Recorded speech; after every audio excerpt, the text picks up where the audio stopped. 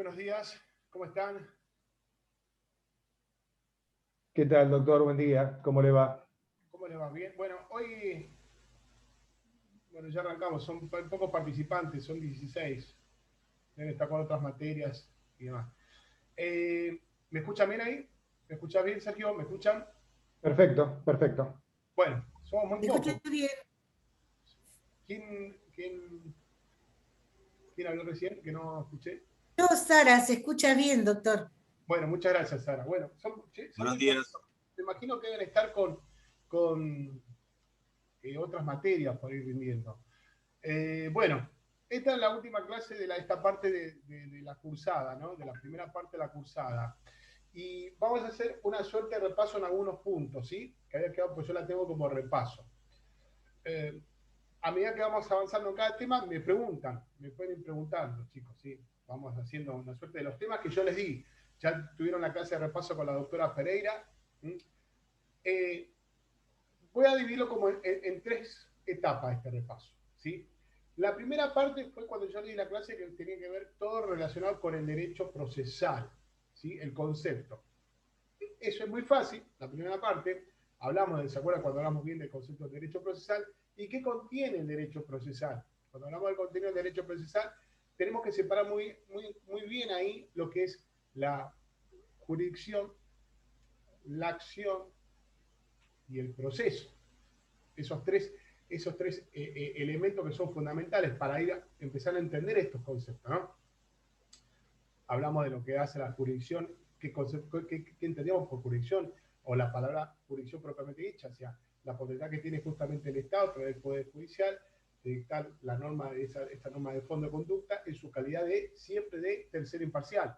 Después se habló de la jurisdicción desde el punto de vista de cómo se activaba el movimiento que tenía el Poder Judicial y de qué manera las partes, para evitar esta cuestión de justicia por mano propia, activaban a través de esta acción de petición a ese poder que tienen las partes de poner en movimiento el aparato jurisdiccional para que se aplique esta norma de conducta, esta norma de fondo. A partir de ahí empezamos a entender este desarrollo y estos engranajes que tienen que ver con el derecho procesal. Entonces, ya tenemos esta palabra de jurisdicción. Esto de jurisdicción nos abre, a entender lo que es el juez, la función del juez, la recusación, la excusa. ¿Se acuerdan de todo esto? Cuando ya hablamos de jurisdicción, y ahí se nos abre una ventana, esta ventana que lo vieron y seguro que ya lo saben muy bien, el tema de competencia, que es el famoso punto Alvarado y Lloso. ¿Se acuerdan este tema que abre jurisdicción, competencia y cuáles son los conflictos o los temas de competencia? La problemática de competencia, la problemática de la imparcialidad del juez. Es como que cuando hablamos de jurisdicción, cuando se habla o se estudia jurisdicción, nos lleva a empezar a entender otros conceptos que están ligados. Les voy a repetir, competencias o las funciones, deberes del juez. Y ahí, en ese punto de jurisdicción, esto yo le estoy dando como pequeñas ventanitas para digan, cuando yo estoy diciendo que tengo que estudiar jurisdicción, me voy por este lado y empiezo a entender lo que es la competencia del juez, las cuestiones de competencia. ¿Se acuerdan bien? ¿Te acordás bien, Sergio? ¿Se acordás vos, Malen, Martínez, se acuerdan bien de este tema? ¿Me están Sí, escuchando? sí, sí, Sí, sí, sí. perfectamente. Si yo me pongo a estudiar esto, digo, bueno, cuando yo tengo que estudiar este tema para hablar de parcial y para entenderlo, me voy a poner en esta situación de entender lo que es dentro del derecho procesal, lo que hace a la jurisdicción y a la competencia. Y ahí se abre otra ventana que fue uno de los temas que yo les di, que era la designación de los jueces. ¿Eh? O sea, ya cuando hablamos de jurisdicción, ¿a qué nos referimos? Estamos mirando a la figura del juez, justamente. Los deberes, facultades que tiene el juez en el artículo 34, 35, 36. Después el artículo 14. Y todo el mundo que hace al juez, la función del juez, del poder judicial. La organización del poder judicial. Otra ventana que se nos abrió. La organización del poder judicial en provincia y en el departamento judicial de Mar del Plata.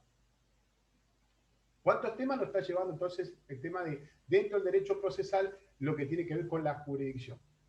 Ahora me meto yo en algo de suerte de repaso, y acá voy a subrayar un poquito. Entonces, a medida que vamos avanzando en este pantallazo, para que ustedes puedan sentirse cómodos y entender, y se le haga fácil. Si yo les hablo de jueces, digo, la pregunta es, ¿cuáles son los deberes de los jueces? Perfecto. ¿A quién es un juez? ¿Cómo se designa un juez? cómo se designa y cómo se remueve un juez, y por qué, hasta cuánto dura un juez. Y ahí es donde tengo que ir, chicos, a estudiar.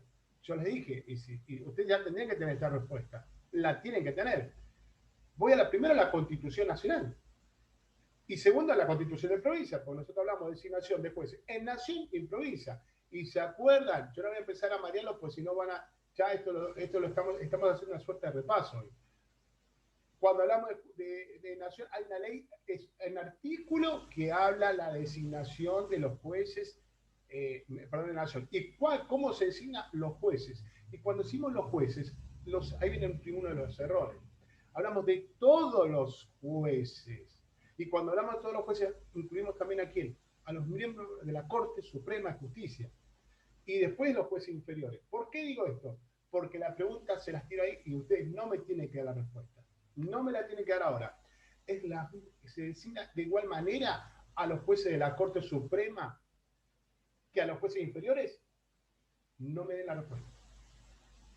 No me la den. Bien, ahí vi a Lucio que hizo así con la mano que no. Está atento. Vamos ese mate, Lucio. Viene ese mate ahí, que dijiste ahí, que dijiste que no. Pero, porque ahí está el error, porque muchas veces la respuesta no es, si bien estamos hablando de los jueces, no es la forma de designar de la misma manera. ¿Entienden? Entonces, ahí divido las aguas. Yo me pongo a estudiar jueces en nación y voy a la Constitución Nacional. Y si hay una Constitución Nacional, hay una ley especial, que la vimos, ustedes ya la tienen que saber, que va a reglamentar la forma de designación de los jueces inferiores. ¿Cómo se llama este organismo plurisectorial? ¿Se acuerdan? El Consejo de la Magistratura. Y en el Consejo de la Magistratura tenemos las funciones propias. ¿Y cuáles son? Que no solamente son funciones de designar a los jueces. Otra pregunta que se las tiro ahí abierta. ¿Es la única función del Consejo de la Magistratura nada más de designar a los jueces por antecedente y concurso? ¿Sí o no? Otra pregunta. Bien, ahí Sergio me dice que no. Porque si yo me quedo nada más con que si yo una pregunta al examen, por ejemplo, digo, ¿cuál es la función del Consejo de la Magistratura? Y usted me contesta que la única función es designar a los jueces. Quedó vaga la respuesta. Porque es un órgano plurisectorial que se integra, representa ciertos sectores tanto de legisladores, ¿se acuerdan de la actividad académica? Sí, por supuesto, para designar a jueces inferiores, para buscar esta terna vinculante, pero tiene otras funciones. ¿Y cuál es esta función? Voy en medio como rápido para tratar de dar un repaso de todos los temas que les quiero dar, chicos, ¿sí? ¿Y cuál es esta otra función importante en uno de los incisos del 114? Removerlos también. Esa es, no, a ver, Lucio, vos me hiciste remover, sí, pero más que todo es hace la apertura de la remoción. Es quien va a acusar, ¿entendés? Quien va a acusar, por poner, a ver, si vos me decís remover, me decís, bueno, el que remueve acá es el consejo. No, es el que acusa, es el órgano. ¿Por qué? Porque si vos vas ahí, te quedás ahí, Lucio, con eso. Sí, bueno, perfecto. A los jueces inferiores, el órgano que va a acusar o que va a poner en movimiento el proceso de destitución, de remoción. ¿Se acuerdan que dentro del Consejo de la Magistratura habían distintas comisiones? Cuando hablamos de las comisiones de las funciones, que hablamos de la comisión de cursos, de puntaje, la comisión, y esta comisión de qué? De disciplina. ¿Se acuerdan que había una comisión de disciplina que se armaba justamente para decir, epa, acá hay una denuncia contra un juez? ¿Se abre o no el proceso? ¿Estamos de acuerdo en abrir un proceso? Entonces, ese órgano acusador es el Consejo, a través de la Comisión de Disciplina, por medio del Consejo de la Magistratura. Se inicia esta denuncia. ¿Quedó? Entonces, cuando se arranca con eso, se pone en movimiento de destitución. Ahora, hay cuestiones, puntos que se unen. ¿Por qué? Porque las causales de la nación, ¿se acuerdan cuáles eran las causales para destituir? Las preguntas. Si la forma de destitución es distinta de los jueces de la Corte Suprema de Justicia con los jueces inferiores, si la designación es distinta. Ahora, las causales para destituir a un juez, ¿son distintas o son las mismas? Otra pregunta se las tiro así. Esto es una cuestión de repaso y que queda abierto ahí. Si quieren me lo dicen con la mano, me dicen sí o no. ¿Las causales son las mismas? No me contestes. Connie, ¿vos qué me decís? Connie, te estoy viendo acá en el sector así, hago así, para este otro lado. Pero estás ahí. ¿Vos qué decís, Connie? Que sí, las causales. Son las mismas. Voy a decir que son las mismas. Perfecto. ¿Están todos de acuerdo ahí? En el mosaico de... ¿Sí? Sí. Lucio, Sergio, ¿están todos de acuerdo? Acá Connie dice que las causales son las mismas. Bueno, ya que Connie lo dijiste, la pirata sí, cada uno sabe cuáles serían las causales. Porque yo puedo inventar una causal para destituir a un juez. No. ¿Quién me va a decir las causales? ¿A dónde tengo que ir? ¿A dónde? ¿Cuál va a ser mi fuente de destitución de las causales? ¿Cuál sería? ¿Qué artículo? ¿Se acuerdan? ¿Se acuerdan del artículo? No, 54. Uno menos. 53. 53, listo. 53. Lo importante que quiero que sepan acá es que esto, chicos, que las causales, tanto para remover a un juez inferior como al de la Corte, yo tengo que ir a las causales que son las que establece el artículo 53. El artículo 53. La única diferencia es que cuando se va a destituir, la pregunta es, a los jueces de la Corte Suprema de Justicia de Nación, ¿se lo va a acusar el órgano que se pase el Consejo de la Magistratura? Pregunta. ¿O quién va a acusar ahí? Un jurado de enjuiciamiento. Pará, Lucio. Escuchá lo que te estoy preguntando. Fíjate que cómo nos sirve este repaso. Escuchá. ¿El Poder Ejecutivo? Si hay que destituir, voy con la pregunta y ya paso otra temita, voy avanzando, si no, no voy a llegar. Cuando yo tengo que destituir a un juez de la Corte Suprema de Justicia, las causales sabemos que son el artículo 53. ¿Quién va a ser el órgano acusador para los jueces de la Corte Suprema? La Cámara de Diputados. La Cámara de Diputados. Porque ahí está el juicio de responsabilidad política. Porque ese es el famoso juicio político. El juicio político. Y ahí cuando se habla que el juicio es justamente le cae un juicio político a quienes, a los miembros del Poder Ejecutivo, los miembros y a los miembros, como dice, de la Corte Suprema de Justicia. Quien va a ser el órgano acusador va a ser ¿quién? La Cámara de Diputados ante quién, Sergio. Mira, ¿ante quién? ¿Ante quién? Ante el Senado. Listo, ahí sí. Entonces, la pregunta, Sergio, ¿la forma de destituir a los jueces de la Corte Suprema va por un jury de juzgamiento o por un juicio de tipo político? Político. No, juicio político. Bien, entonces, ¿y los jueces inferiores? Los jueces inferiores a través de un jury de enjuiciamiento. ¿Y las causales para qué son? ¿Cuáles van a ser las causales? ¿Son distintas? Artículo 53. ¿Y las causales para qué son? ¿Son las mismas causales? Las causales son para destitución. ¿Para quién? ¿Para todos los jueces o nada más para los jueces de los miembros de la Corte Suprema? Para todos los jueces. ¿Quedó este tema? ¿Quedó? Lucio quedó, Connie, Sergio quedó, los veo atentos. Bien, bien, perfecto. Ahora, chicos, tenemos una idea de los jueces, ya tengo este tema de jurisdicción, ya voy avanzando, pero no me puedo quedar nada más con el artículo 114 que enumera las atribuciones del Consejo de la Magistratura. ¿Qué necesito? Ir más allá a la ley que me va a establecer justamente las funciones que establece la 14.037. ¿Se acuerdan? ¿Quedó claro esto? Entonces yo no me puedo, entonces vayan ahí a la ley para la forma de designación de los jueces del Consejo de la Magistratura. Ahora, si vamos a provincia, es similar en este caso. Es similar. Al Consejo de la Magistratura, la designación de los jueces, también cómo se compone hay una ley especial y demás. Es similar. ¿Cuándo va a modificarse esto que genera confusión? El tema de la remoción de los jueces. Cuando se remueven los jueces. La destitución de los jueces tanto en nación como provincia. Porque nación, lo hablamos recién, el órgano acusador era el Consejo de la Magistratura, quien va a abrir. Y se acuerdan que hay un artículo muy importante que establece el artículo que le sigue, el 115. ¿Qué establece este artículo? ¿Se acuerdan? Con respecto a la remoción. ¿Qué pasa? Yo puedo estar en eterno, abrir un proceso y que quede en eterno, a ver cuándo o no lo destituyen al juez. ¿Hay un plazo o no de caducidad con respecto a esto? Sí, 160 días, mira. 180 días. Ahí lo estaba diciendo que no puede haber, hay un plazo, justamente el artículo de la Constitución establece un plazo de caducidad. Importantísimo este artículo, porque dice, en el momento que se abre el proceso para destituir un juez, ¿verdad, Nación? Se tiene que contar ya porque no se lo puede dejar stand-by diciendo, bueno, si no se llega a un fallo, ¿comprenden? Entonces, si no se llega en ese plazo, se vuelve ese juez a sus funciones. Como que la misma Constitución establece un plazo de caducidad. Ahora, vamos a provincia. ¿Quedó bien, Nación? ¿Quedó claro, Nación? Seguimos. Provincia, el tema de la institución de los jueces, que a veces quedó un poco de duda en la primera clase. Tiene una cuestión especial en cuanto a la remoción. Y era, a ver, para que ustedes entiendan. Dice que cualquiera del pueblo puede acusar, cualquiera del pueblo, todos pueden acusar. Esto, les digo más, la destitución de los jueces, la remoción de los jueces, el antecedente viene hace muchísimo tiempo en la provincia de Buenos Aires, después lo adquieren otras provincias, pero ya tenía una forma del famoso libre enjuiciamiento. Y también esto estaba integrado por sectores tanto del Poder Legislativo y miembros de qué? Del poder del ámbito jurídico, abogados, ¿se acuerdan? Abogados legisladores y abogados de la matrícula provincial. Lo que no se integran son con quién? Con miembros del Poder Ejecutivo en la remoción del juez. Sí en la designación, pero no hay representantes del Poder Ejecutivo para la destitución de un juez. Solo son representantes del Poder Legislativo y de los colegios de abogados de la provincia. ¿Quedó eso? Estos legisladores deberían ser abogados, ¿se acuerdan? Que se hace un sorteo, se busca, se va a integrar una cantidad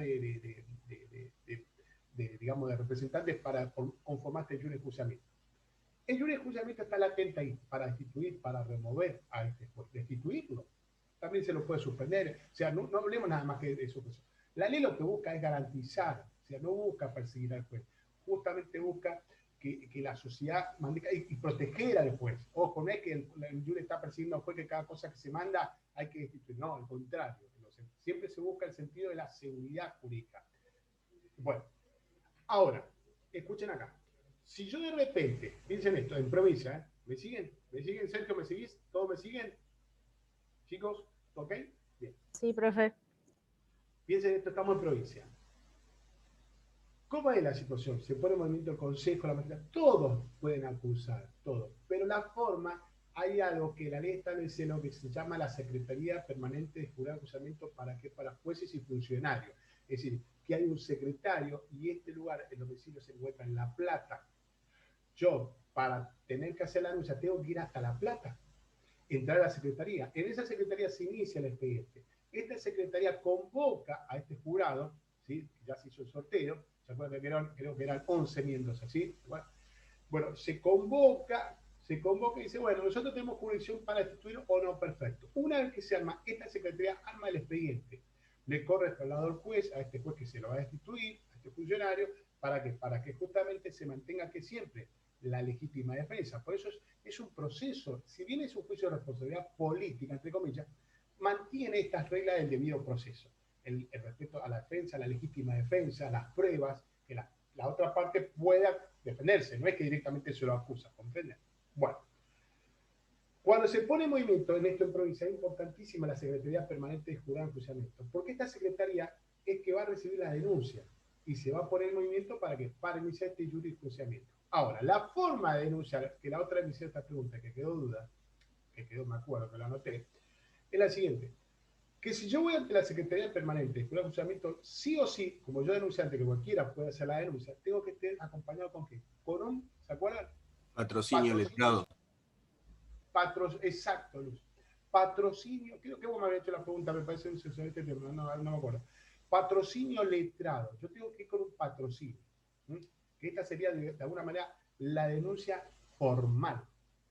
Yo voy con un patrocinio, inicio la denuncia contra este juez, por esto, por las causales, papá, y voy con un patrocinio. Constituyo domicilio en La Plata y demás. Ahora,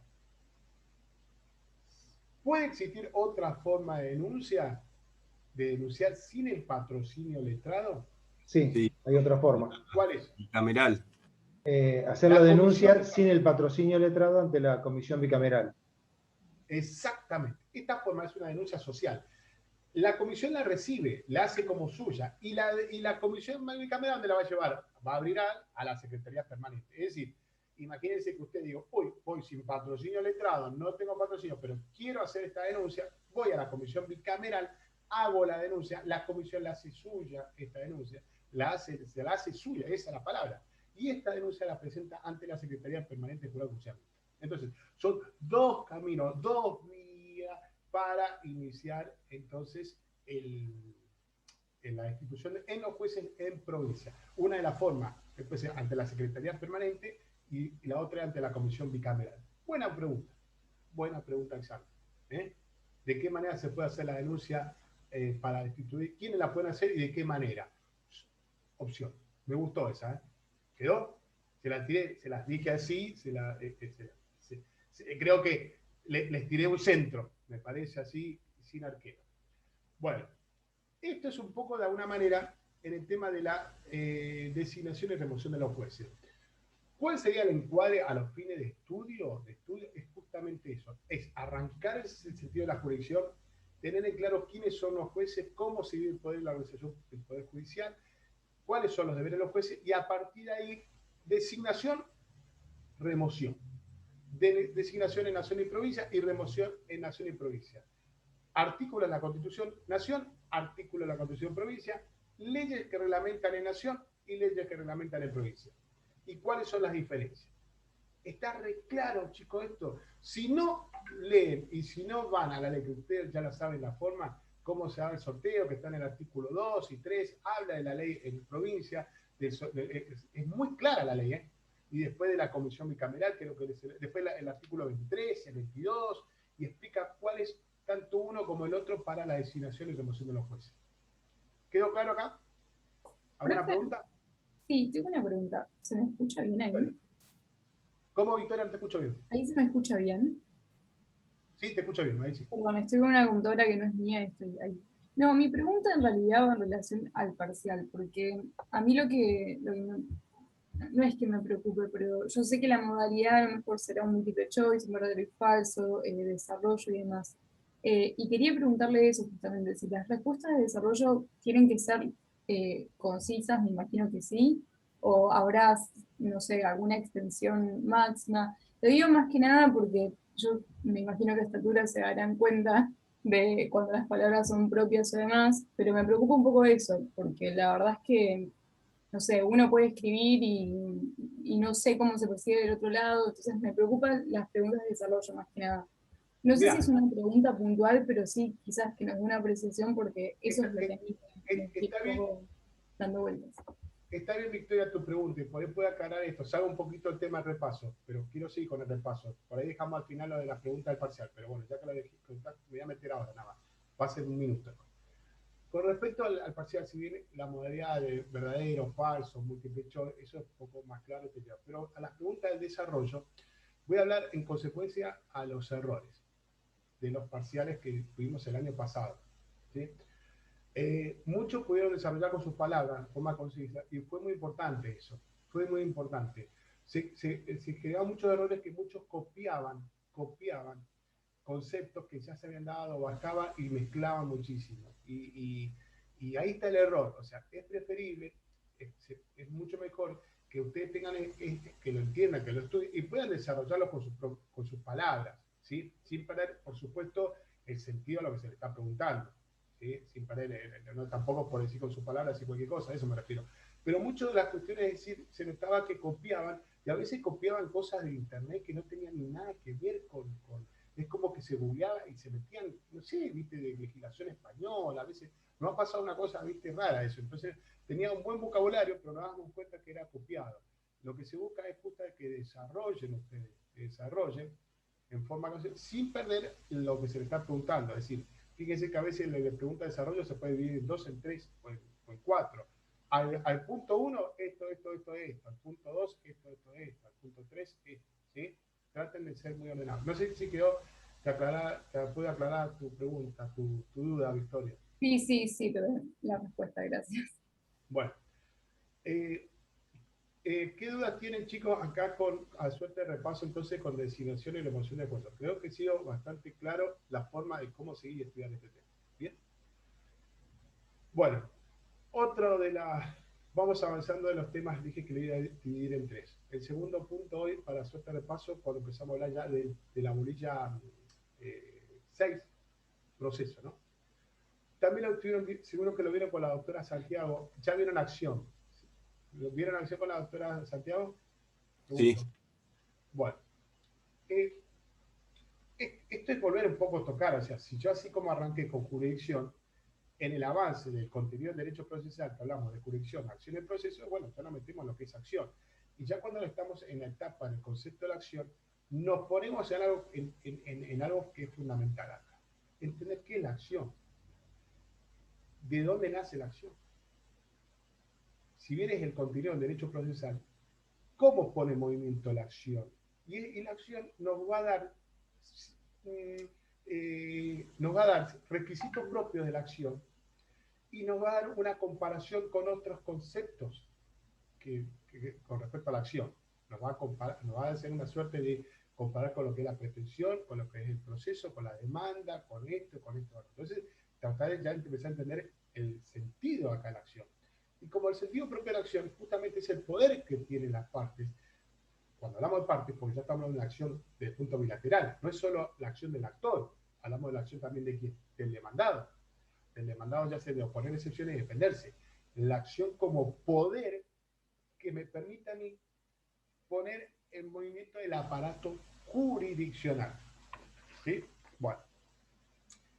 Al poner en movimiento el aparato jurisdiccional, hace que, ante que yo me vea afectado, o una de las partes se presenta ante el Estado y le pide a ese juez que le haga lugar a su pretensión. Empezar a hablar acá de palabras, pretensión, acción, y se lo empieza a mezclar. A ver, vamos a aclarar un poco acá. La acción, en sentido, digamos, de este poder, nace de quién me da este poder, la acción. ¿Qué ordenamiento principal, cuál es que nos da la acción? La Constitución Nacional. La Constitución Nacional. Perfecto, aguárdame un segundito, chicos. Bueno, la Constitución Nacional. Entonces, la acción tiene raigambre constitucional. Y yo me remito a qué artículos. Al artículo 18, al artículo 16, al artículo 33. Entonces, la acción tiene raigambre constitucional. Es la Constitución que le da a la persona poner en movimiento el aparato jurisdiccional. En esta acción, del momento que yo pongo en movimiento este aparato jurisdiccional y decimos que tiene raigambre constitucional, tenemos que establecer los requisitos de la acción. Y ahí vamos a desglosar la acción. ¿Cuáles son los requisitos propios de la acción? ¿Cuáles son? ¿Se acuerdan?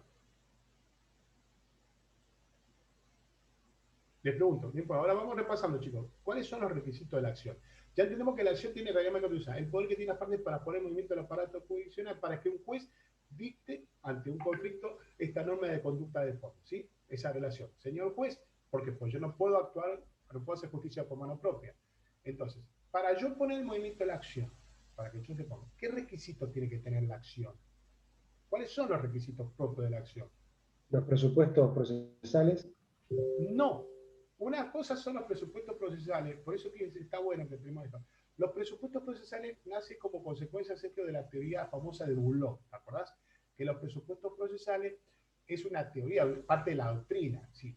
que es para llegar a esta sentencia que se tienen que dar estos presupuestos procesales. Es decir, el juez tiene que tener, para que llegara a una sentencia válida conforme al derecho, los presupuestos procesales a los que vos te referís son que la demanda que se haga por medio de una demanda válida, que sea una demanda que corresponde, que no haya una instancia, otro juicio del mismo trámite, ¿te acordás?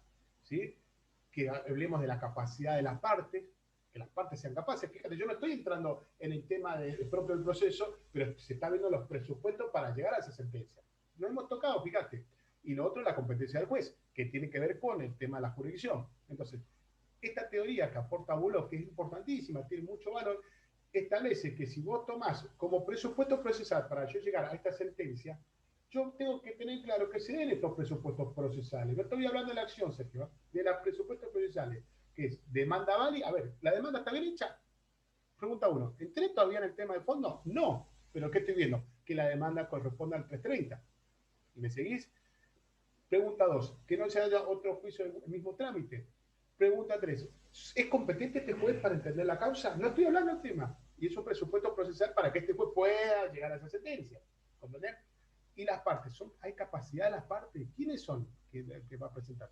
Ahí tiene que ver este presupuesto procesal que vos estás hablando. Ahora, si yo tomo este labor, Sergio, de presupuesto procesal que vos te referís, y tratar de ser objetivo en esto, a ver, tratar de entender esto, sin haber tocado el tema de fondo de la cuestión, Vos, si estás trabajando, hace cuenta, estás trabajando en un juzgado, tomate esta teoría, esta doctrina de Bullock, y dices, a ver si se dan los presupuestos procesales para que este juez, donde yo trabajo en este juzgado, pueda llegar a una sentencia. ¿Y qué vas a ver? Y vos decís, mire, señor juez, la demanda está mal, porque no cumple los requisitos formales de la demanda. Por ejemplo, entonces el juez que te va a decir, buenísimo, Sergio, te agradezco, qué bien. ¿Y esto por dónde se gana? No, pues yo me tomé la doctrina de Bullock que habla de los presupuestos procesales. Otro punto, señor juez, acá esta demanda la inicia un menor, no sin representante. Alta capacidad. Estamos hablando de la admisibilidad. Exactamente. Otro tema, por ejemplo, si usted juez, mire, me tiene una demanda y usted no es competente acá. Y vos, por ejemplo, te pones a escribir. Y después te va a decir, mirá, Sergio, ¿cómo te pones a mandar si fíjate si yo ni siquiera soy competente? Entonces, después, cuando vos te aferrás a ese criterio de admisibilidad o presupuesto procesal para ese juez para llegar a esa sentencia, después te va a decir, excelente, Sergio, qué bien lo que hiciste. Dedicaste y esto lo que es, porque me puse a estudiar los presupuestos procesales que tienen que ver con el tema, en este caso, de la teoría de Bullock. ¿Quedó ahí?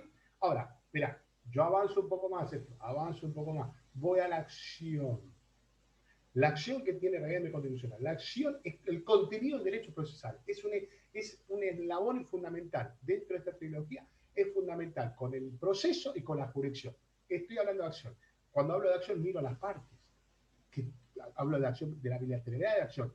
Porque hablamos siempre de acción, de actor y de demandado. Ahora, la pregunta que yo hice recién. ¿Me van siguiendo, chicos? Díganme, ¿sí? ¿Están atentos? ¿Todo bien? Sí, profe. Piensen en esto, cuando yo estoy hablando de acción, carrera de conducción, ¿cuáles son estos requisitos para que sea la acción?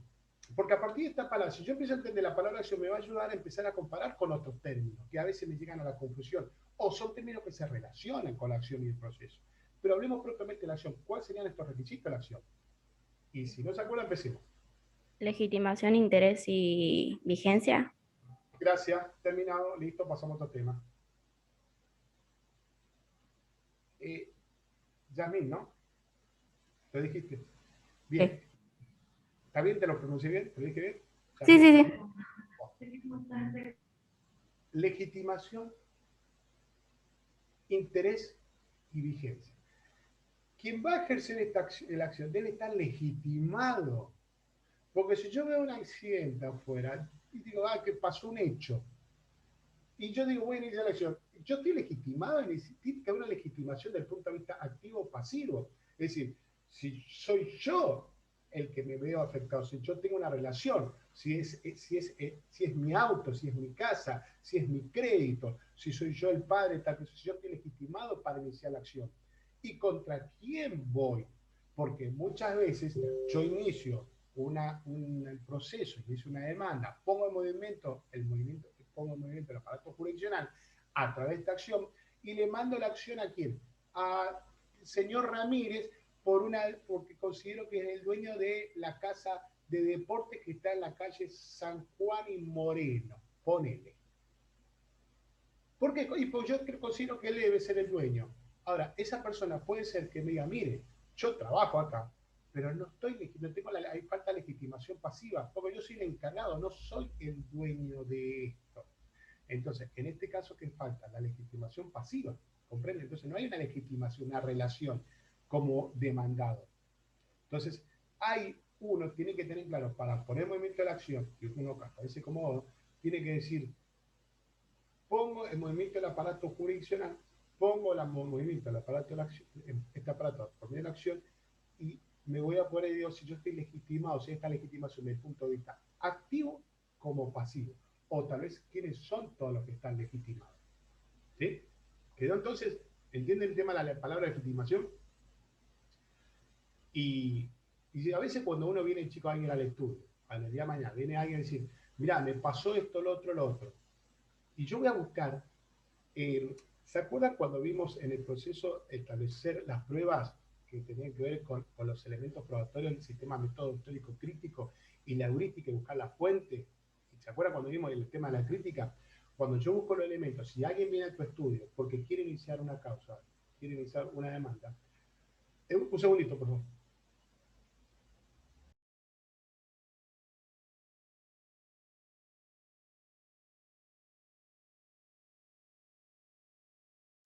Perdón. entiendan esto. Imagínense, vamos a lo práctico. Vamos a lo práctico, porque si no, yo quiero que esto ustedes lo sepan manejar. Ya entendemos bien lo que es la valoración, ¿quedó claro eso? Entonces, ¿qué es sentido de acción? Yasmín habló que tenía que estar legitimado y tener vigente. Pero vamos al ejemplo claro. ¿Qué es la legitimación así? Vamos a lo práctico. Si alguien mira tu estudio y dice, mira, voy a iniciar un juicio porque me chocaron el auto, y vos te lo escuchás, sí, ¿cómo? Pues mirá, te muestran la foto, me hicieron pelota en el auto, me chocaron, y quiero iniciar un juicio y demás. Bueno, perfecto. Qué lástima decir, bueno, quédate aquí, empezás a escribir, empezás a redactar. Traeme los papeles, la documentación. Yo, mientras tanto, voy a empezar a escribir y vamos a iniciar la demanda. ¿Vamos bien? ¿Vamos avanzando? A vos se te presentó la persona que supuestamente es el dueño del auto. Y cuando viene, te trae la documentación y te trae que el título o la cédula figura a nombre de otro. Figura a nombre de otro. La pregunta, ¿te pasó a vos? Sí. ¿Pero está legitimado en relación a esto? No está legitimado. Y no. Ah, famoso. Tengo una casita que creo que es mía, porque va a ser mía, me la dejó mi tío abuelo y la alquilo. Se la alquilo a Sergio. Sergio, te alquilo la casa. Vos decís, buenísimo, Carlos, che, gracias, Carlito, muchas gracias por alquilarme la casa, yo te la alquilo. Y un día Sergio me deja de pagar. Cuando yo inicio la manga, me dice, Sergio, bueno, tal, si vos no sos el dueño de la casa. No, pero yo la alquilo porque era de mi abuelo y yo seguro, algún día lo voy a tener un derecho a algo. Ojo, y ahí está esta palabra clave que hace que uno esté legitimado. Una cosa es decir, si yo tengo un derecho a algo o tengo un derecho sobre algo. Cuando yo tengo un derecho a algo, tengo una expectativa, como puede ser en el futuro una herencia, o voy a comprar algo, o estoy en boleto, pero para estar uno legitimado en una situación vincular, para yo poder reclamar, ahí está como abogado la estrategia de ustedes, es decir, tráeme la documentación que acredite que vos sos el titular de esto, tráeme la documentación que acredite que vos sos el padre de esto, tráeme la documentación que vos sos el dueño, que sos el dueño de esta casa, que sos el titular del negocio. Y de ese lado, decimos, vamos a ver si a quien vos querés demandar es el titular del negocio que tenemos. Por ahí estamos mandando una demanda y es el encargado, o es una SRL, o es una sociedad, o a quién vamos a demandar, quiénes son los legitimados. Porque hablar, chicos, de tirar la acción por tirar la acción, vamos a tirar tiros en el aire, por decirlo, y no estamos apuntando bien. Y ahí está el sentido de la legitimación. Y ahí está la celeridad de la legitimación. Siguiendo este concepto, dentro de los requisitos que hablamos de legitimación, interés y vigencia, justamente también quien va a iniciar la causa tiene que haber un interés, que va a iniciar se vea afectado, es decir, que se vea, que haya sufrido el perjuicio, sobre ejemplo, sobre ese accidente. Porque si no, si no hay ningún perjuicio, ningún daño para reclamar, no hay ningún tipo de interés. Hubo un hecho, pero no hay ninguna situación. Me vi afectado porque me chocó el auto, me vi esto. Hay un interés de mi movimiento patrimonial que me veo afectado. Otro requisito de que hace la acción. Para yo demostrar el monto o la situación de la reparación o la situación de integrar todos los reclamos que yo pueda hacer ante un hecho que me veo afectado, siendo legitimado y demostrando este interés. ¿Comprenden? Y este interés se va reflejado a través del monto indemnizatorio, por ejemplo, o la restitución de algo, de lo que yo quiero hacer o no hacer. ¿Comprenden? O puede ser el interés de modificar cuando yo solicito, por ejemplo, que una sentencia en vez de condena sea constitutiva, que modifique, necesito que me modifiquen este estatus, esta incertidumbre que tengo, o que ratifiquen esta partida o mi nombre. Toda esta situación tengo que demostrar dentro de mover el aparato jurisdiccional a través del elemento que es la acción, pero tengo que, en su requisito, tiene que estar legitimación y por otro lado, como le dije recién, el interés. ¿Vamos bien? Y para terminar, Yasmín, como vos dijiste, que era la vigencia, esto tiene que estar vigente. ¿Qué significa? Que no haya pasado, que haya estado en sentencia, en cosas juzgadas, que ya pasó, se terminó por un proceso, yo ya no puedo, se cerró, yo no puedo volver. Y si no, porque por una prescripción, la que esté vigente, yo no puedo reclamar algo, un hecho que pasó hace 30 años, ¿sí? Si yo no puse el movimiento, pues si no estaríamos afectando la seguridad jurídica. ¿Cómo de esta manera? Yo estoy hablando de acción y cómo dentro de la acción tomamos estos requisitos propios de la acción, que son el interés, legitimación o vigencia, legitimación e interés, como quieran, así los mareo un poco para que se acuerden los requisitos. Bien. Sí o sí, esta palabra acción nos pone en eco, nos pone en comparar otros términos, que tienen que ver con con proceso, que era otra de las aristas importantes del derecho procesal. ¿Por qué? Porque ya vamos avanzando encima. Bueno, jurisdicción, Poder Judicial, aplica la norma de conducta en su calidad de tercero parcial por una situación controvertida que puede ser en carácter por una controversia o por cuando se pone el aparato judicial, cuando una parte es peticionario, por un proceso voluntario. ¿Se acuerdan? Proceso voluntario. La acción la pongo en movimiento porque nace de la Constitución, artículo 18, 16, 33, me pongo en movimiento para ir a la juez y que el juez diga, señor, ejemplo, una controversia, estando cumpliendo los requisitos que son de la acción, legitimación, interés y vigencia, que el juez pueda declarar el derecho. ¿Quedó? ¿Y de qué manera voy a poner el proceso? ¿Cuál sería el elemento, digamos, cuál sería el otro? El proceso.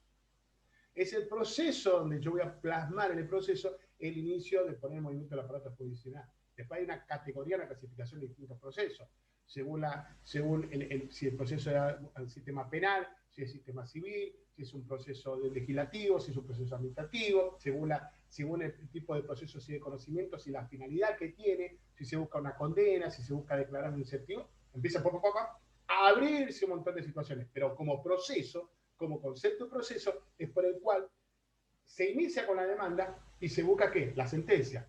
Y dentro del proceso están todos los actos procesales. Después hay una clasificación de distintos procesos. Ahora estamos hablando del proceso civil, pero así como podemos hablar del proceso civil, que se inicia con la demanda, termina con la sentencia, podemos hablar del proceso laboral, o proceso de familia, o un proceso penal, o un proceso administrativo, contencioso administrativo. Pero el concepto de proceso es que se inicia y dentro del proceso hay actos procesales que ponen en movimiento y que hacen a través de estos actos procesales que una de las figuras fundamentales es el tiempo, porque el tiempo hace que el término de preclusión, que yo tengo que cumplir con los actos para ir avanzando, porque lo que busca el proceso que, ¿se acuerdan cuando vimos la característica del proceso? Que era complejo, progresivo, porque busca avanzar. Y dentro de este proceso general está el proceso cultural del hombre, que es el proceso judicial. Pues cuando hablamos del comienzo del proceso, hablamos de los procesos biológicos, como palabras genéticas. Pero en este caso, proceso judicial se busca avanzar, llegar a una sentencia, llegar a la sentencia a través de los actos procesales. Dentro del proceso, con el proceso se inicia ¿qué? ¿Cuál es el acto procesal de inicio de un proceso? Pregunta. Demanda. Bien. Y en la demanda, ¿qué va a contener? Acá hay una palabra que ya acá empezamos a poner en juego. Acá ponemos en juego tres situaciones. Y voy despacio. Que es la pretensión. La pretensión es el contenido de la voluntad petitoria que la demanda lo contiene. Es lo que yo busco al juez que se pronuncie. Y esta pretensión debe estar fundada en el derecho. Y se debe sustanciar, debe estar fundada la pretensión. Lo que yo pretendo debe estar justamente reglada en el derecho de fondo. Si yo, por ejemplo, a ver, entonces ya empezamos a separar tres palabritas clave acá. Acción, con su requisito, pretensión, proceso, y agreguemos demanda. Demanda es el acto de inicio del proceso. Pretensión es el contenido de la voluntad petitoria. La demanda contiene la pretensión. Y es este objeto, ese que yo pido al juez que se pronuncie y voy a fundarlo en base a ¿qué? A una norma de fondo de conducta que me va afectado, por ejemplo, una controversia. Señor juez, pretendo desalojar, ¿sí? O vengo a demandar al señor Luis Ramírez por la suma de 150.000 pesos por engaño y perjuicio. ¿Cuál es la pretensión? Que el juez, ¿cuál sería el contenido de la voluntad petitoria? Que el juez declare una sentencia por daño y perjuicio en base a que el señor Luis Ramírez pague, se lo condene. Esa es la palabra. ¿Comprenden? Ahora, le hago una pregunta. Ya tengo claro lo que es la pretensión, el contenido de la voluntad petitoria. Solicito al juez que se pronuncie en su fallo sobre lo que yo estoy reclamando, el objeto. Yo estoy solicitando que lo condene la otra parte. ¿Bien? Pero, ¿qué pasa si ¿cómo era la persona que dije? Luis Ramírez. Luis Ramírez le dije, ¿sí? Luis Ramírez. Luis Ramírez sale la sentencia, lo condenan en 150.000 pesos, pero Luis Ramírez no tiene plata. Y después lo condena. Pregunto. Puse en movimiento la acción. Empecemos con preguntas para resolver. ¿Sí? O digan sí o no. ¿Puse en movimiento la acción? Sí. Sí. Bien. Perfecto. ¿Logré la pretensión? No. También. Ojo. Ah, El procesamiento. Después lo condena. Sí. Sí. Lucio, vos decís que sí. Después Para lo mí condena, sí. se condena a Luis Ramírez que paga 150. Sí, Y sí, Luis sí. Ramírez es un insolvente, no tiene plata. Logré el objeto, porque acá hay que dividir el objeto, inmediato, inmediato. Porque una cosa es el objeto propio inmediato, que es el pronunciamiento, que es el contenido, esa es la pretensión, que sí me hace. Y otra cosa, el valor vía, el valor patrimonial, que es los 150.000 pesos. Entonces, muchas veces nos puede pasar que logramos el pronunciamiento, el contenido de la voluntad petitoria, logramos tener éxito en la pretensión, pero no logramos que el objeto, que el tipo puede ser un insolvente. ¿Comprenden? Porque no tiene plata. O porque pasó que dentro del proceso, yo lo vimos la vez pasada, me había afectado que yo no puse un procedimiento para asegurarme, que eran las medidas cautelares para asegurarme que el tipo no vaya a insolventar o despilfarrar o enajenarse de sus bienes. Entonces va a venir tu cliente y te va a decir, doctor, doctora, qué bueno, logramos en el éxito, logramos la sentencia, lo condenaron. Y viene tu cliente y te dice, ¿cuándo cobro los 150.000 pesos? Mira, tengo una mala noticia, porque está inhibido, no hay insolvente, y dice, ¿cómo que no tiene nada? ¿Qué hacemos con la sentencia? La colgamos acá en el estudio, la miramos todos los días, de qué linda sentencia tengo. Hermosa sentencia.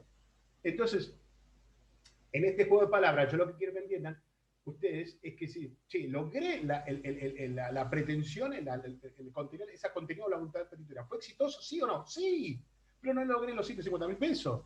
Entonces, la estrategia como profesional hay que tener en claro, sí, el camino del procedimiento, pero asegurarse de qué manera lograr los 150.000 pesos, porque cuando llegues a tu casa y te dice, che, ¿cómo te fue con el juicio? Me fue espectacular, lo condenaron. ¿Y cuándo cobramos? Porque querían ir unos días, fin de semana a Cariló, ¿te parece? Y no, gordita, no vamos a poder ir porque vos sabés que... Pero ¿cómo no? Fue que... Y ahí dice, ¿en qué fallé? Y la estrategia del profesional tiene que buscar de qué manera asegurarse, cobrar ese crédito. Porque podemos hacer una hermosa demanda con el contenido de voluntad petitoria y no fui hábil en asegurar el crédito, cobrarlo. Y ahí está la diferencia. Ahí se divide una pequeña agüita, que es el objeto propio, que es el pronunciamiento. Ese es el contenido de la voluntad petitoria. ¿Vieron cuando dicen objeto en la demanda? ¿Vieron que dice demanda? Objeto. Esa es la pretensión. El contenido de la voluntad petitoria, que la demanda lo dice. Pero, ¿qué quiero lograr? Que primero se condene y que lo condenen por daño y perjuicio. Y que condenen el monto porque después va a salir números si son con los intereses y demás, que ese es el valor material. Entonces hay un objeto que tiene que ver con el valor propio, el objeto que es la pretensión, y el objeto inmediato que vendría a ser el objeto material. ¿Quedó? Puede pasar que yo inicio la demanda y no me hace lugar a la pretensión. No me hace lugar a la pretensión. Otra pregunta para ir relacionando. ¿Se ejerció la acción, sí o no? Pregunta. No me hace lugar a la pretensión. No corresponde, ¿no? ¿Puede ejercer la acción, sí o no? Sí. Sí. Sí. Sí, sí. Pero con esta seguridad, ¿por qué no decimos? Porque la acción lo que busca es poner en movimiento la palabra jurisdiccional.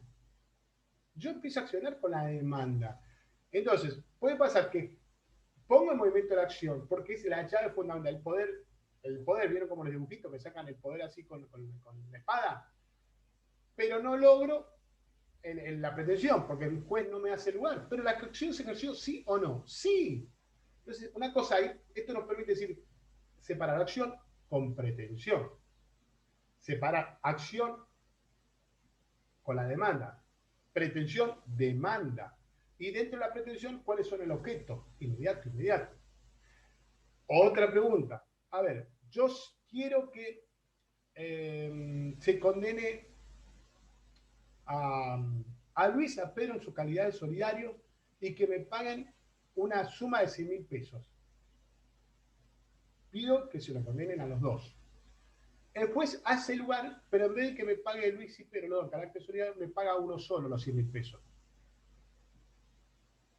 ¿Logré el objeto inmediato, sí o no? ¿Sí o no? Pregunto. ¿Los 100.000 pesos lo logré? Sí. Sí. Perfecto. Ahora, ¿la pretensión fue absoluta o parcial? Parcial. Porque solo condenó uno. Ahora, usted me va a decir que no importa, si igual la plata me la pagaron a mí, yo quiero la decir, entre nosotros sería así. Yo por mí ya puede cobrar los 100 pesos, no importa que sea uno o el otro, no importa, pero a veces uno busca que se lo condene a los dos. Entonces, en este caso, la pretensión no fue absoluta, total, fue parcial, pero el objeto fue total. Entonces, en este caminito se inició la demanda, en este caminito hubo un proceso, en este caminito se movió el aparato judicial a través de la acción. Se puso en movimiento la acción con sus requisitos, porque hubo una legitimación, una vigencia y hubo un interés. Y dentro de esta demanda que contiene el contenido de la voluntad petitoria, que se llama objeto, pretensión, que debe estar fundada, se pueden dar distintas situaciones, donde yo logro este objeto, la pretensión propiamente dicha, o no logro el objeto material. ¿Quedó? Bueno, a ver, siguiendo esta... Y dentro de esta clasificación del proceso, ¿alguna duda hasta acá, chicos? ¿Duda? ¿No? Dentro de esta clasificación de proceso te hablamos de la pretensión civil y la pretensión penal. La diferencia ya la sabemos, la diferencia tiene que ver más que con la acción es la misma, tiene que ver más con la pretensión, porque lo que se persigue en la pretensión penal justamente es que se aplique la pena. Se pone en movimiento la actividad jurisdiccional para que se aplique la pena. En la acción civil tiene que ver con todo lo relacionado con estos derechos patrimoniales, porque son derivados de una relación de familia o del estado civil de las personas. Y tiene que ver con los daños y perjuicios y demás, pero pone en movimiento más el sistema. Hay una diferencia muy clara acá. Quienes son titulares de esta acción, en el caso de la acción penal o la acción civil, el titular de la acción civil son las partes. Los titulares justamente son los particulares los que son titulares de estos derechos. Y en cambio, la acción penal pasa a ser un funcionario del Ministerio Público en representación de ¿qué? De la comunidad, que busca, por supuesto, que se aplique una pena. Y ahí tiene que ver con dos temas muy claros, que tienen que ver con la disponibilidad o no del derecho. Cuando hablamos del sistema penal, hablamos del sistema inquisitivo. No hay una disponibilidad. No hay disponibilidad en el sentido de que de la aportación de los hechos, de las pruebas. En el sistema penal es mucho más amplio. En el caso del juez, en el caso del sistema civil, el juez se va a limitar, tiene que ser congruente en que, en base a qué, a los hechos que aporten o las pruebas.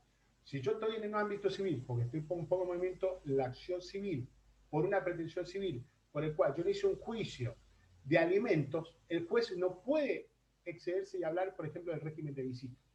¿Comprenden? No.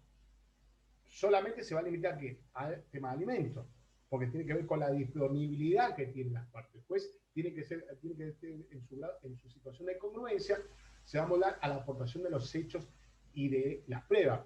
Y se va a limitar el inicio del proceso por la disponibilidad, tiene que ver con las partes, son la parte que va a poner en movimiento el aparato jurisdiccional. Es el principio dispositivo. El famoso sistema dispositivo. El sistema inquisitivo, todo lo contrario, la contracara. Esto, si bien no podemos hablar de un carácter en ciertos puntos absolutos, ¿por qué?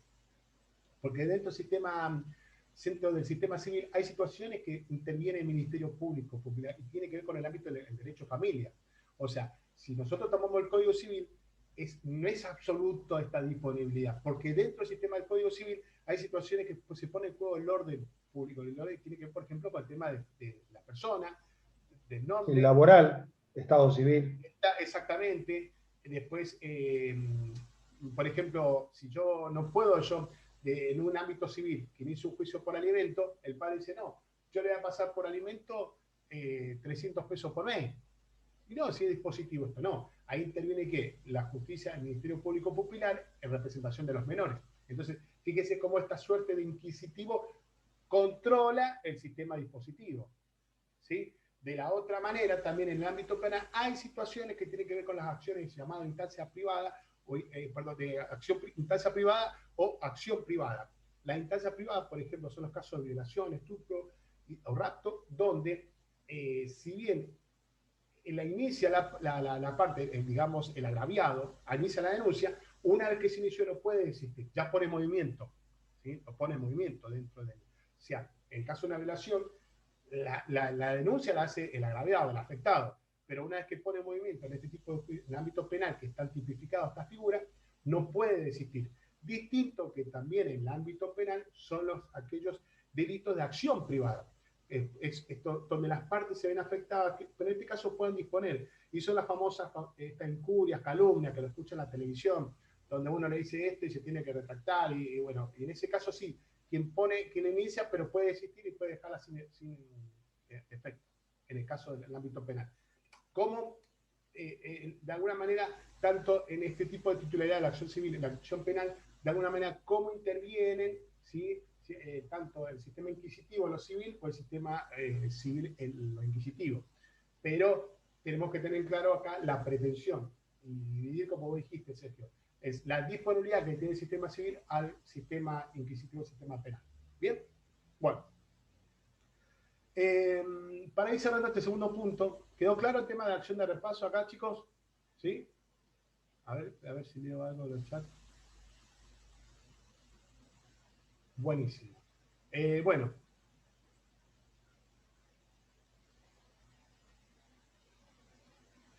Seguimos con esto.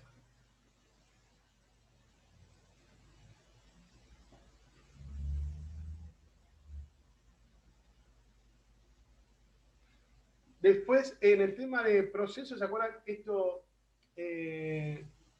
ya lo vimos, el concepto de proceso como aquella actividad compleja, progresiva, metódica, que justamente debe estar de acuerdo a las reglas preestablecidas, que es el código de procedimiento, y cuyo resultado será el dictado de la sentencia, que es la norma individual.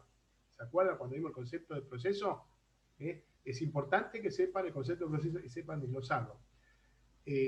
¿Cuál es la finalidad del proceso? Aplicar el derecho material a ese caso concreto.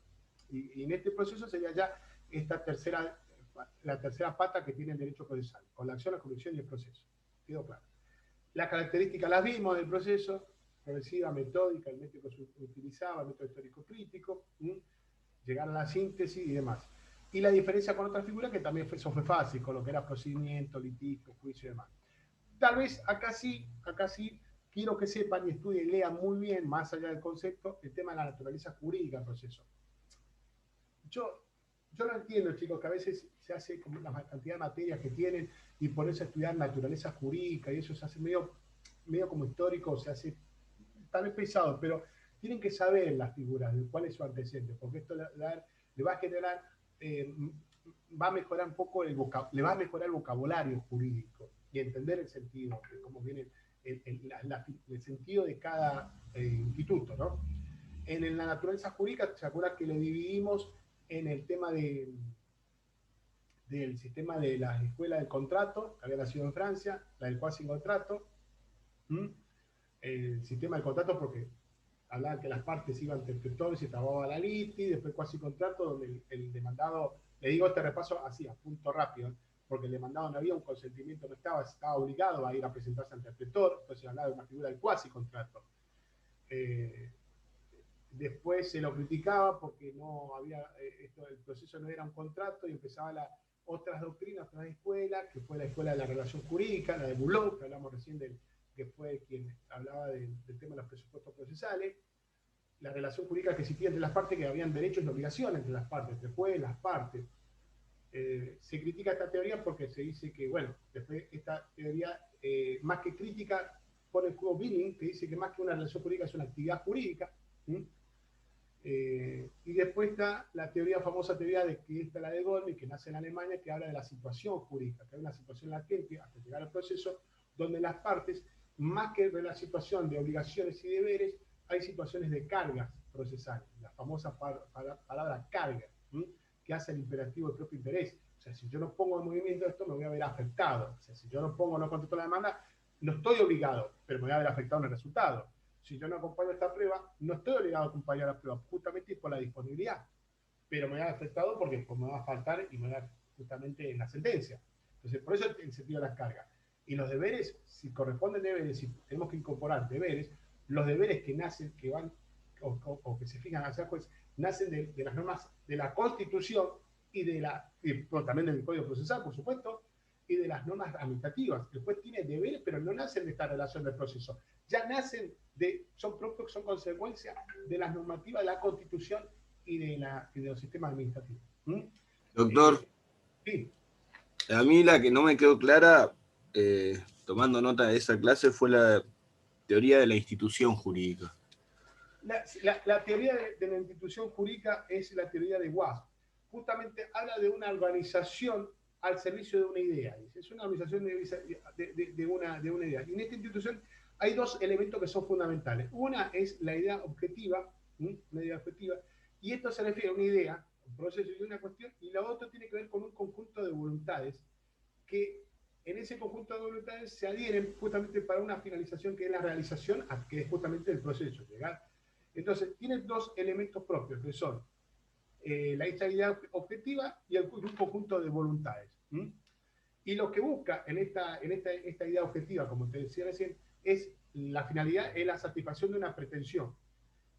Y las voluntades se adhieren a esa idea. Son justamente estas voluntades las que van a actuar en el proceso. Eso es, esta igual, Lucio, te soy sincero, la teoría de la institución ha tenido muchas críticas porque justamente lo da como un sistema de organización. Es decir, si hay una cuestión de varias voluntades y hay una idea, ¿qué se busca? Busca organizar para llegar a una pretensión. Lo que se busca es una pretensión. Pero dice, eso, para esta teoría, la teoría de institución de WASP, es el criterio en la esencia de la naturaleza del proceso. Tiene mucha crítica por lo vago, porque, por supuesto, si vos pones el sentido que establece la teoría de Goldman, la alemana, y está en las normativas, está en el sistema procesal, la palabra carga tuvo un eco, tuvo una impronta fuertísima en el desarrollo de la naturaleza jurídica del proceso.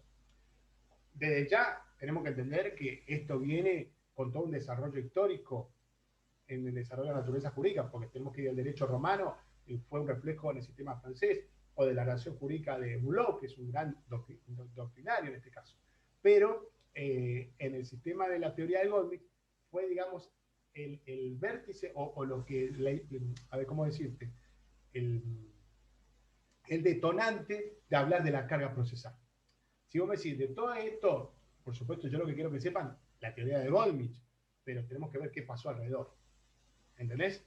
La teoría de Goldman, porque la teoría de Goldman, vos decís, epa, acá no estamos hablando de derecho a obligaciones, no estamos hablando de contrato. Goldman habla de cargas procesales, imperativo de propio interés. ¿Y qué se entiende por carga? Justamente eso. Si vos analizás el proceso y vos tenés una demanda, a tu cliente viene al estudio y te dice tu cliente, doctor, yo estoy obligado a contestar la demanda, y vos, por supuesto, como vos decís, mira, corresponde con la contesto y por qué. Pero no está obligado, no hay acá, no va a venir, pero va a venir después y me va a retar si no contesto la demanda. Porque si vamos a la teoría de la nación jurídica, derecho y obligaciones pareciera que sí.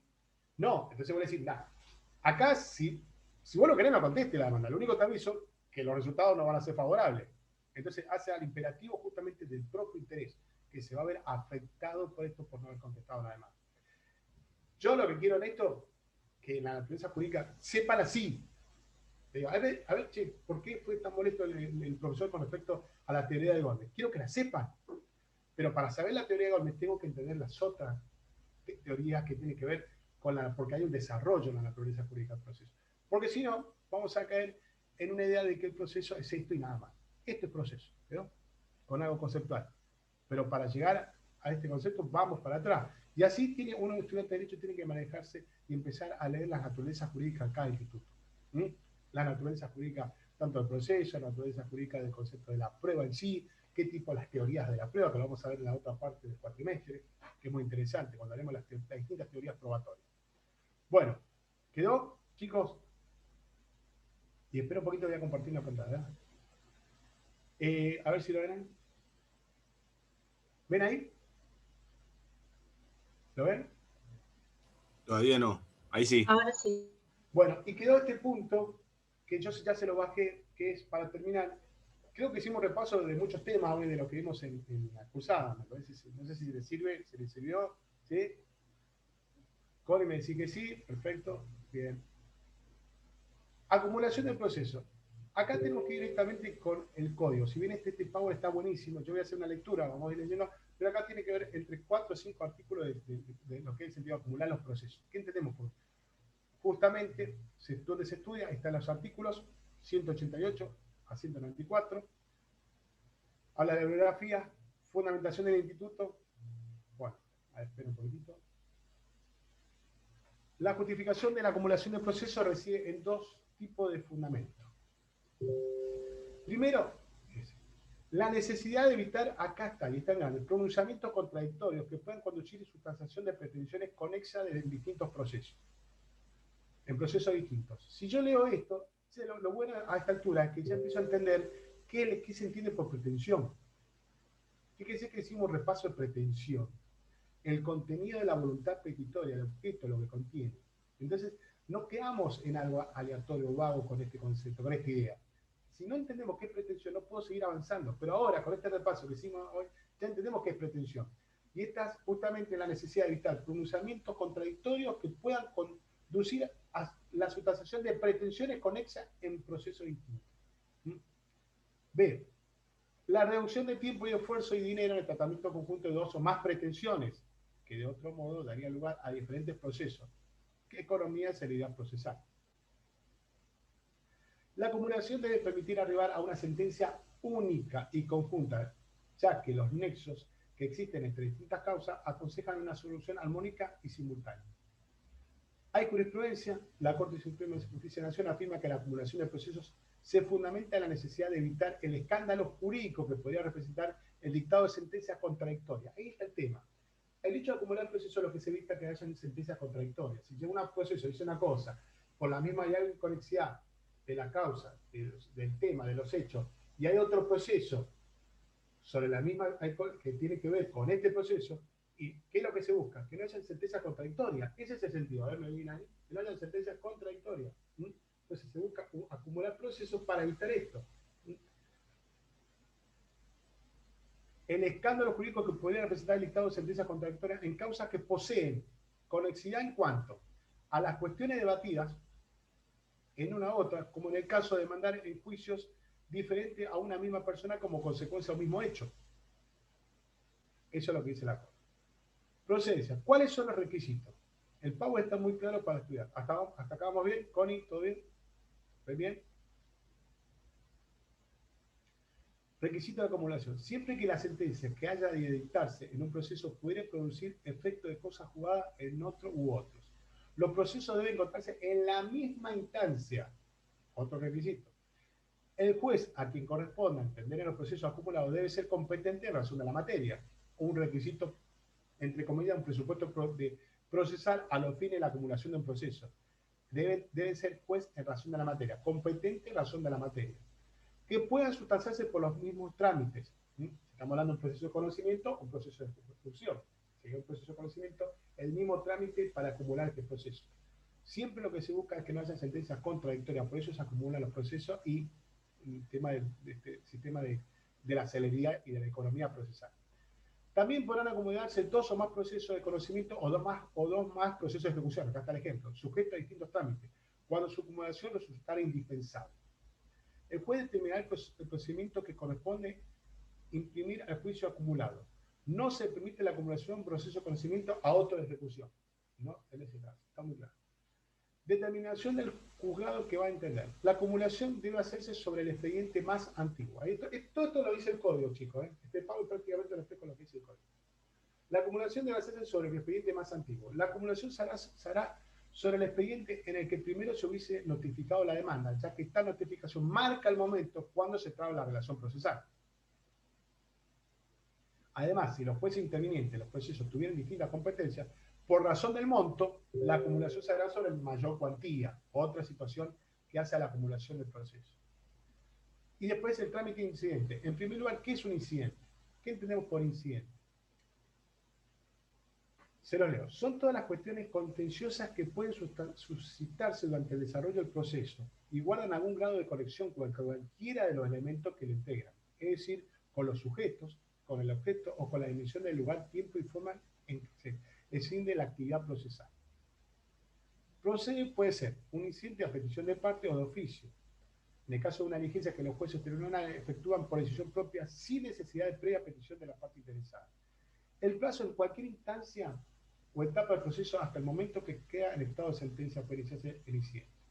¿Dónde se plantea el incidente? Ante el juez que debe conocer en definitiva, el juez conferirá vista a los otros litigantes y si se considera fundada la petición solicitará al otro u otro expediente expresando los fundamentos de su pedido. O ante el juez que debe remitir el expediente.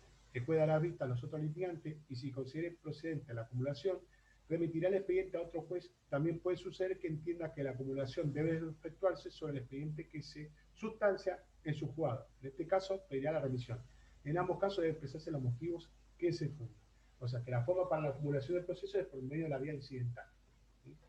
El traslado de los litigantes es fundamental, pues su omisión impide el debido ejercicio de defensa. Puede darse que sea un conflicto de acumulación del proceso. Y esto se remite a la forma de los primeros artículos cuando hablamos de competencia. Cuando el juez requerido no accediere, podrá plantear con contienda de competencia los términos del artículo 9 a 12. ¿Se acuerdan cuando vieron el famoso conflicto de competencia? En la Cámara que va a resolver esta cuestión de quién acumula en el proceso, si este juez o el otro. ¿Sí? En este caso, los efectos siempre, cuando hay un tema de conflicto, digamos, de acumulación del proceso, para ver qué juez va a acumular o no el proceso, se suspende, hay una suspensión de los procesos hasta que el trámite debe ser resuelto. Hay un dictado de la sentencia única y la sustanciación, ya terminamos, de los procesos acumulados puede ser conjuntamente o independiente cuando la complejidad de cada uno impida un trámite conjunto. La sentencia siempre será única. El sentido entonces de la acumulación del proceso es que primero tiene que haber una conexidad entre el tema y evitar que se den sentencias contradictorias. Por eso se acumula un proceso con otro, ya sea por la antigüedad del proceso o por la cuantía. Pero es acumular el proceso. Casos son, por ejemplo, a ver, para que entiendan bien, cuando hay un juicio, un accidente, donde hay varios que reclaman. Puede haber el caso donde, por ejemplo, el tema de condominio.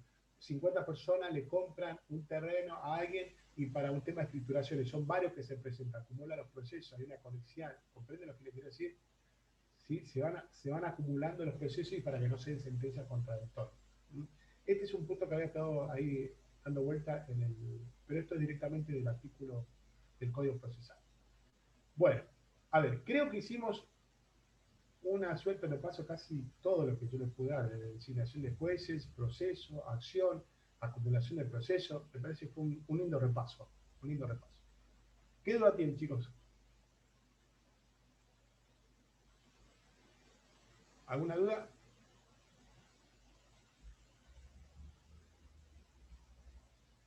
¿Todo bien? Bueno. Esperen un poquito.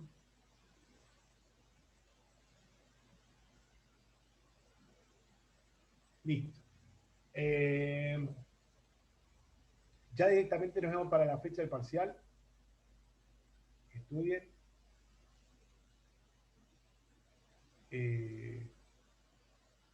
Quiero hacer alguna cosita más.